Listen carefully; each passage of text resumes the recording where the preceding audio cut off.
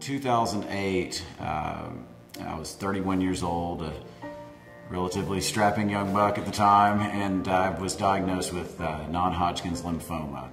Did some more tests, and the next day on March 14th, 2008, we found out she had acute lymphoblastic leukemia. We both thought these doctors are crazy. There's no way that she has leukemia. And a few minutes later, after the third part of the blood work, they came in and said she has leukemia.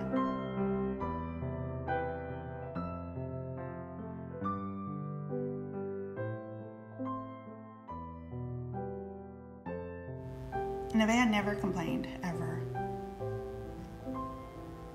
She was always happy, and she was a mess. Like, she was super spunky.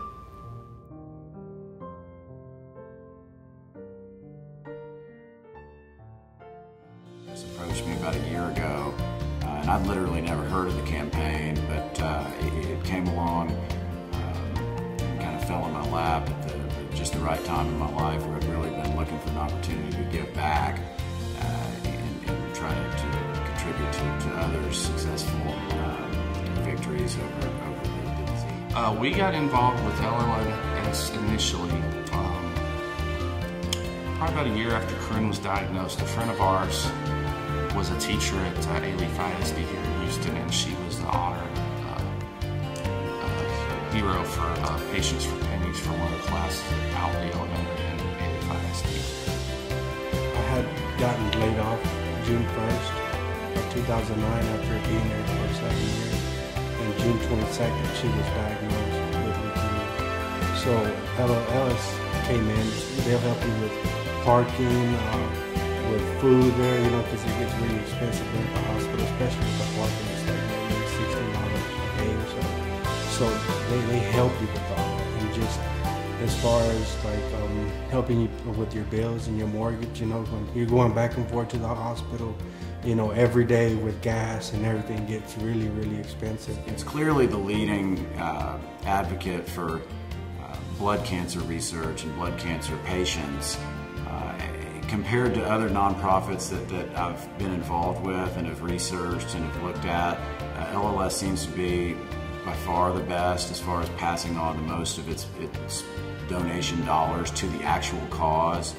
It's one thing for somebody like me or an older fellow or lady to have to go through this, and that kind of is what it is, but when I look across the waiting room or down the hall at treatment, and there's 5-year-old kids that are having to do this same thing and having to battle through the treatment, that's unacceptable, and that's what LLS is going to cure. One verse that would always be read to her, where she liked, was Psalms 144:1.